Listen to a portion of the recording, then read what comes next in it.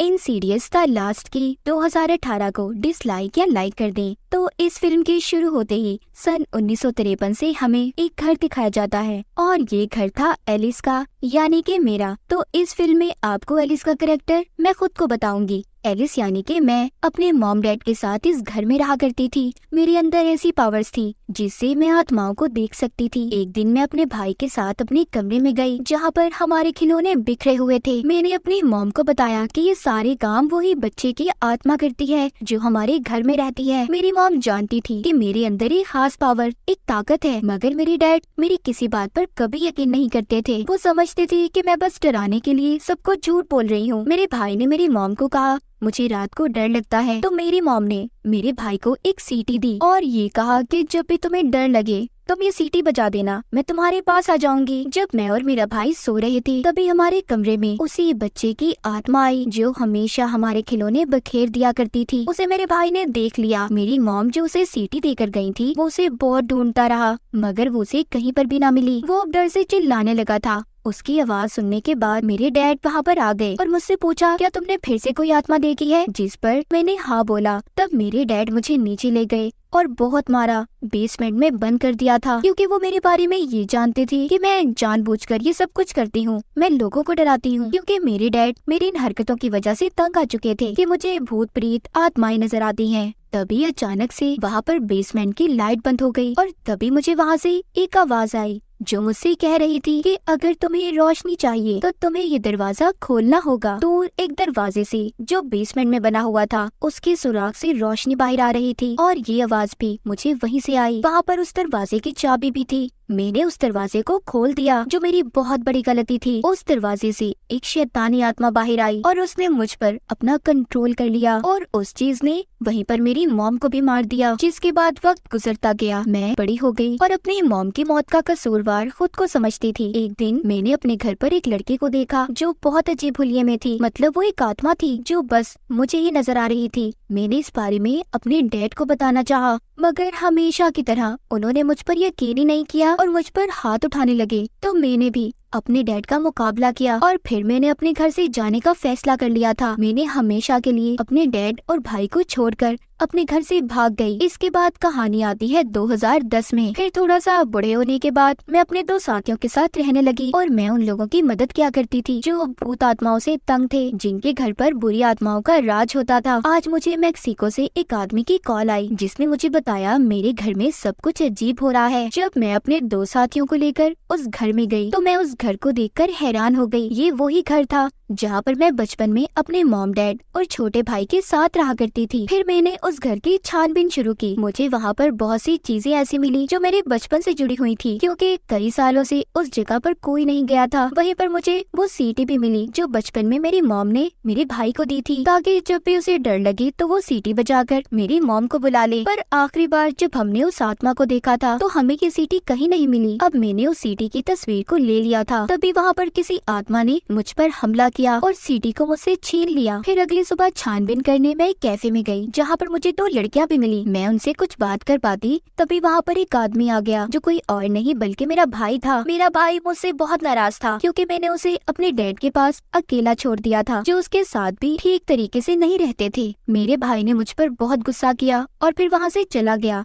मुझे जो लड़कियां मिली थी वो मेरे भाई की बेटियां थी। मैंने अब उस सीटी की तस्वीर को अपने भाई की बेटी को दे दिया और कहा इसे अपने डैड को दे देना। उसी रात में अपने घर वापस आई जहाँ पर मैं छानबीन करने आई थी और जो मेरे बचपन का घर भी था वहाँ पर मुझे फिर से सीटी की आवाज आई। वो आवाज दीवार के पीछे से आ रही थी मगर जब मैंने पास जाकर देखा तो वो कोई दीवार नहीं बल्कि एक दरवाजा था। मैंने अपने डैड की रखी हुई चाबियों से जब उस दरवाजे को खोला तो वो सीटी मुझे जमीन पर गिरी हुई मिली। साथ ही मैंने वहाँ पर एक लड़की को देखा जो एक इंसान थी।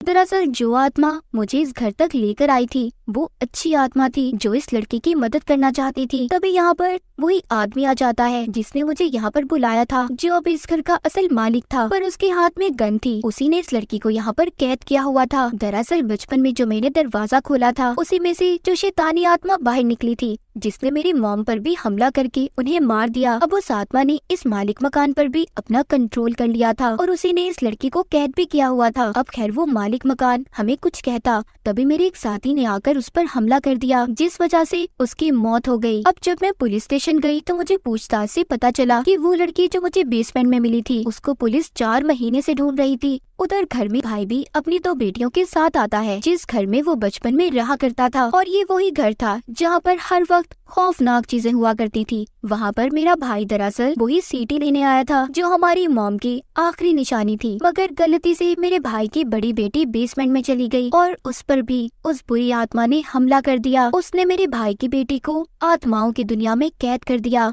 जिससे असल दुनिया में वो कोमा में चली गई। अब मैं अपने भाई की बेटी को बचाने के लिए कुछ भी करने को तैयार थी। अब जब मैंने छानबीन की तो मेरे सामने सारी सच्चाई आ गई। मुझे यहाँ पर पता चला आज से कुछ साल पहले जब मैंने बचपन में दरवाजा खोला था, जिसमें से बुरी आत्मा आजाद हुई जो दूसरी दुनिया से आई थी। उसने मेरी मॉम को मारने के बाद मेरे डैड पर अपना कंट्रोल कर लिया, जिसके बाद मेरे डैड बुरे काम करने लगे। वो लड़कियों को पकड़कर उन्हें कैद कर देते और फिर मार देते थे। आखिरी बार मैंने अपने घर को छोड़ने से पहले जिस लड़की को अपने घर पर देखा था, वो कोई आत्मा नहीं थी बल्कि एक लड़की थी, एक इंसान जिसको मेरे डैड ने ही कैद किया हुआ था। अब सब कुछ सच जानने के बाद मुझे अपने भाई की बेटी को हर हाल में बचाना था और दूसरी दुनिया से वापस लाना चाहती थी। अब खैर मैंने जब छानबीन शुरू की तो मुझे एक संदूक मिला। जैसे ही मैंने उसे खोला, बहुत अजीब था। वो बुरी आत्मा जो दूसरी दुनिया से आई थी, उसने मेरे गले को पकड़ लिया और मेरी भी आत्मा को अपने साथ दूसरी दुनिया में ले गई। फिर मैंने उस दुनिया में अपना बचपन देखा। छोटी एलिस ने मुझे बताया कि वो आत्मा जो हमारी दुनिया में है उसे की फेस कहा जाता है, जिसके पास हमारी दुनिया और दूसरी दुनिया की चाबियां हैं। तभी वो आत्मा पीछे से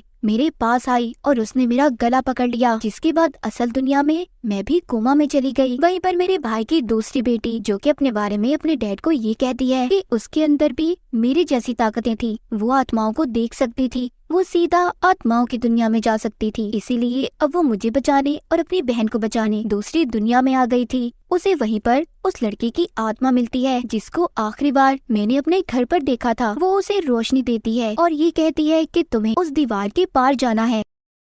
उस दरवाजे के पार आ गई थी जहाँ पर बहुत सारे जेल बने हुए थे। उसी एक जेल में उस आत्मा ने मुझे भी कैद किया हुआ था। वहीं पर मैंने देखा एक जेल में से मेरे डैड बाहर आते हैं और उसी की फेस आत्मा ने मेरे जेल को भी खोल दिया और मुझे ये कहा, जाओ अपने बचपन का बदला लो अपने डैड से, क्योंकि वो मेरे साथ हमेशा से बुरा सलूक किया करते थे। मुझे गुस्सा आ गया और यहाँ पर मैंने यानी कि एलिस ने अपने डैड को ऐसे मारा जैसे वो मुझे बचपन में मारा करते थे। पर जब मैं ऐसा कर रही थी तो की फेस आत्मा को ताकत मिल रही थी, क्योंकि जब जब इंसानों के बीच नफरत बढ़ती है तो उसी की फेस आत्मा यानी उस शैतान को ताकत मिला करती थी। और जब मेरे भाई की बेटी यहाँ पर आई तो उसने मुझे मेरे डैड को मारने से रोका और मेरे स्टिक को भी लेकर तोड़ दिया, जिससे मैं अपने डैड को मार रही थी। मैंने देखा कि कीफेस ने मेरे भाई की बेटियों की आत्माओं को कैद किया हुआ है। मैंने उससे यहाँ पर एक सौदा किया कि वो मेरे भाई की बेटियों को छोड़ दे और मुझे मारकर यहाँ पर मेरी आत्मा को कैद कर ले। ये सुनकर वो कीफेस शैतानी आत्मा मुझे मारने लगी और साथ ही साथ मेरे भाई की बेटी को भी मार रही थी, जिसे उसने पहले पकड़ा था। उधर असल दुनिया में उसका जिस्म भी खत्म हो रहा था।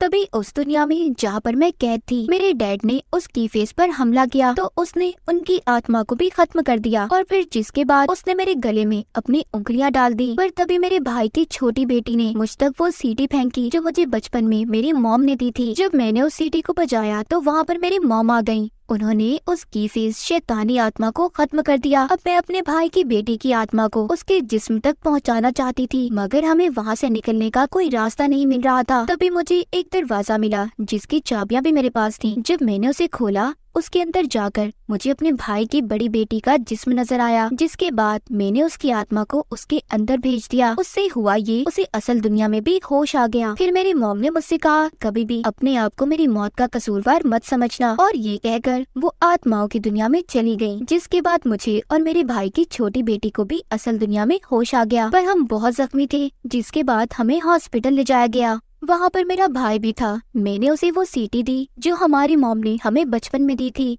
हम दोनों एक दूसरे के गले लग गए और अपनी मॉम को याद करने लगे। जिसके बाद एक रात जब मैं सो रही थी तो मुझे एक ख्वाब आया जिसमें मैंने एक घर में छोटे बच्चे को देखा जो अपने बेड पर सो रहा था। तभी उसकी खिड़की पर उसने एक लाल चेहरे को देखा, जिसको मैं भी सपने में देखकर डर गई और मेरी आँख खुल गई। तभी मुझे एक कॉल आई जो उसी बच्चे की मॉम की थी। उनका बेटा कोमा में जा चुका था और ये बात अब मैं खुद भी जानती थी, क्योंकि बचपन में उस बच्चे के डैड ने मेरी मदद की थी, मुझे आत्माओं से बचाया था और अब उसे बचाने की मेरी बारी थी। क्या पता उसकी आत्मा भी दूसरी दुनिया में कैद हो गई हो। क्या मैं इस बात का पता चला पाऊंगी? क्या राज होगा इस कहानी के पीछे? तो इसी सस्पेंस के साथ इस मूवी की कहानी यहीं पर खत्म हो जाती है।